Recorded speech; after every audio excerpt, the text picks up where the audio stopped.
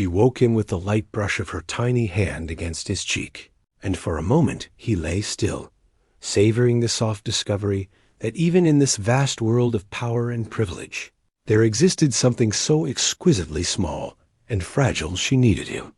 He shifted in the cool sheets of his master's suite, rose from the bed, and walked across the marble floor barefoot. The hallway lights guided him toward the nursery, where he found her curled in the plush rocking chair, the maid seated beside her. The gentle glow of the nightlight cast their silhouettes against the ivory walls. He watched as the maid, her dark skin luminous even in shadow, cradled his daughter and brought the tiny mouth to her breast. For a heartbeat, he considered his next step. Pride warred with surprise in his chest. His breath caught. He was a man accustomed to making swift judgments, accustomed to shaping reality through sheer force of will, yet here was a moment he could neither command nor ignore. He cleared his throat softly, and the maid's head lifted as if pulled by an invisible thread. Her eyes, wide with a mixture of respect and fear, met his. The child suckling paused reflexively, and she blinked at him, her expression unreadable. Took a slow step forward. "Good evening," he said, voice steady. The maid's lips parted, but no words came. He kneeled to be closer to them, careful not to startle. He rested a hand on the sleeping child's back and felt the faint pulse of her heartbeat beneath her soft gown. "Thank you," he whispered. His daughter released her grip and fell into a nest of tender sighs, and the maid, her head bowed, dared to lay the baby back into the cradle. "Sir," she whispered, voice catching. She folded her hands in her lap. I'm sorry. I should not have. I was only trying." He shook his head gently. "You were only being kind," he said. "I want to understand." He offered a faint smile, though tension trembled around his mouth. She glanced from him to the child and back again, uncertainty flickering in her eyes. He motioned to an armchair nearby. "Please sit." She obeyed, sliding into the chair as though relief flooded her muscles at the permission.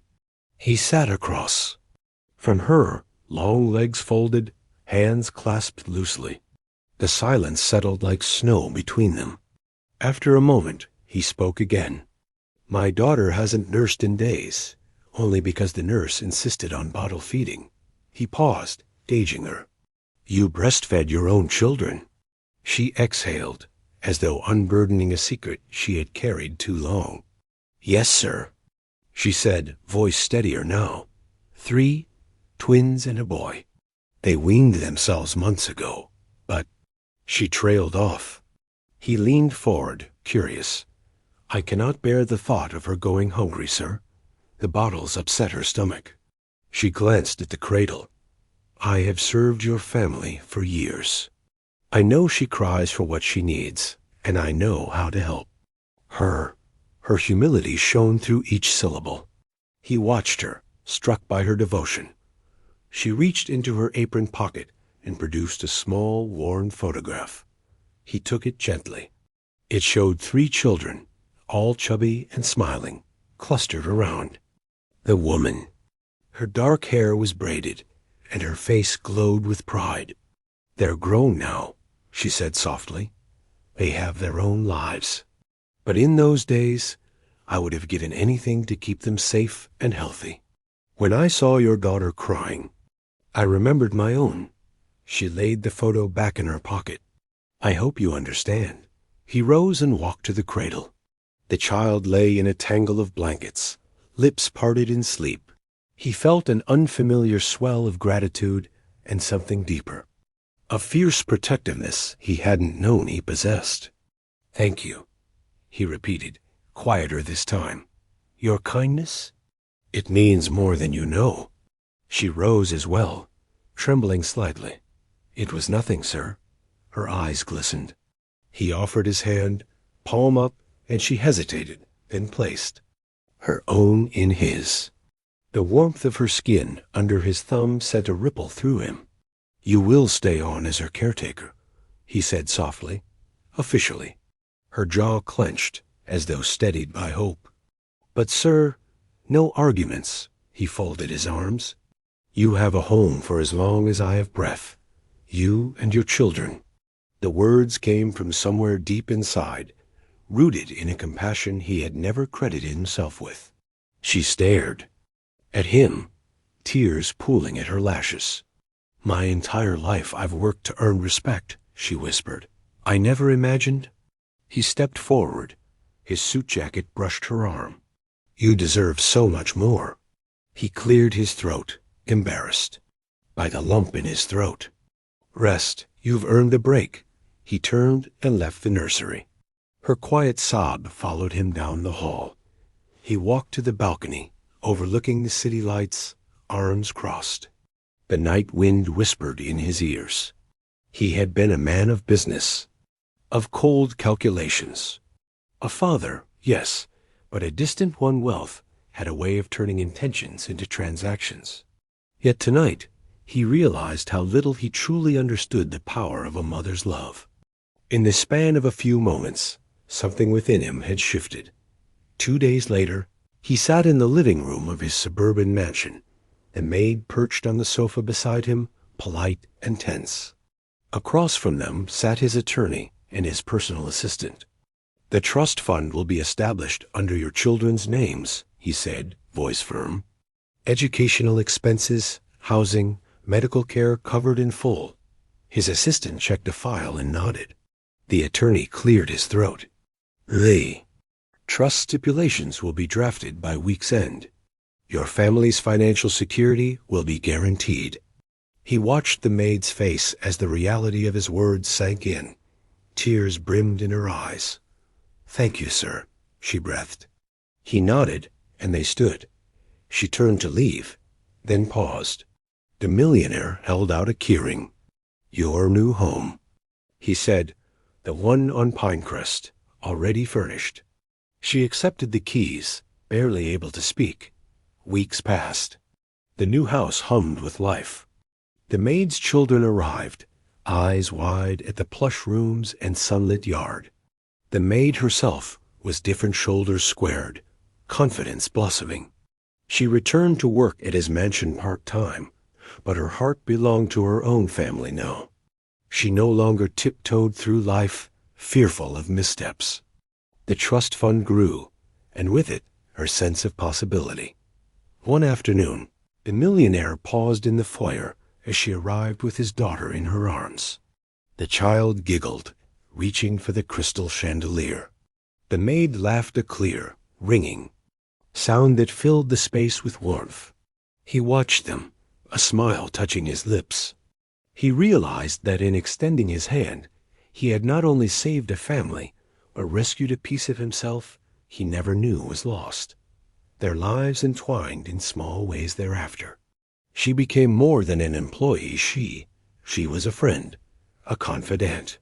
He sought her advice on matters of the heart, and she found herself surprising him with her insight. He introduced her to mentors and tutors for her children, while she taught him the meaning of patience and unconditional care. The months unfurled into a year.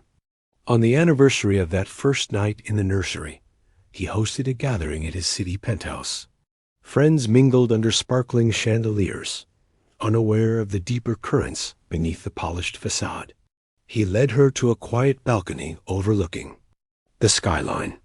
The city stretched out like a tapestry of lights. Thank you, he said softly. She tilted her head, surprised. For everything. Her eyes shimmered in the glow. The breeze carried the distant hum of traffic. I never imagined I could mean so much to someone like you, she whispered. He smiled, a genuine curve of warmth. You've changed my life as much as I've changed yours. He reached into his pocket and pulled out a small box. She squinted in confusion as he opened it to reveal a delicate gold pendant engraved with her children's initials.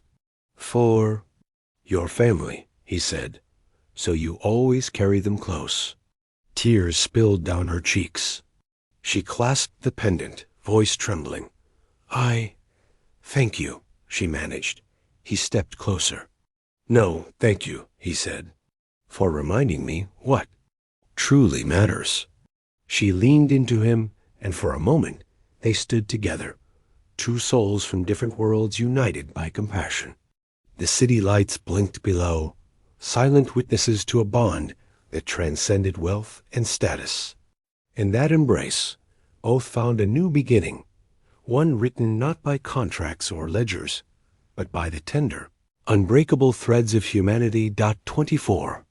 Months later, the maid stood in the grand auditorium of the Children's Hospital, gowns swirling around her as she prepared to speak before a crowd of philanthropists.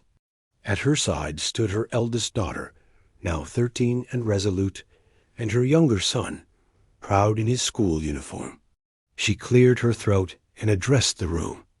"I once believed my life was defined by service and sacrifice," she began, voice strong. "But through the generosity of one man, I learned the power of investing in dreams." She paused, glancing at her children. "With the support I received, I created a foundation that provides nursing care and educational scholarships to families in need. Tonight, we celebrate not just a charity, but a community bound by empathy." In the front row, the millionaire watched, eyes brimming. He saw in her the embodiment of his deepest hopes, a woman transformed, a family thriving, a ripple effect spreading kindness outward. When she finished, the hall erupted in applause. She stepped down, her cheeks flushed, and made her way to him. He stood, offering his arm. They walked out into the night together, stars overhead and possibilities stretching infinite before them. In that moment, they both understood that the greatest fortunes were measured not in dollars, but in lives uplifted and hearts awakened. Their story, born of a single instinct to care, had become a testament to the extraordinary change one act of kindness can ignite. And as they disappeared into the glow of the city streets, they carried with them the promise that compassion, once kindled, could light the darkest corners of any life.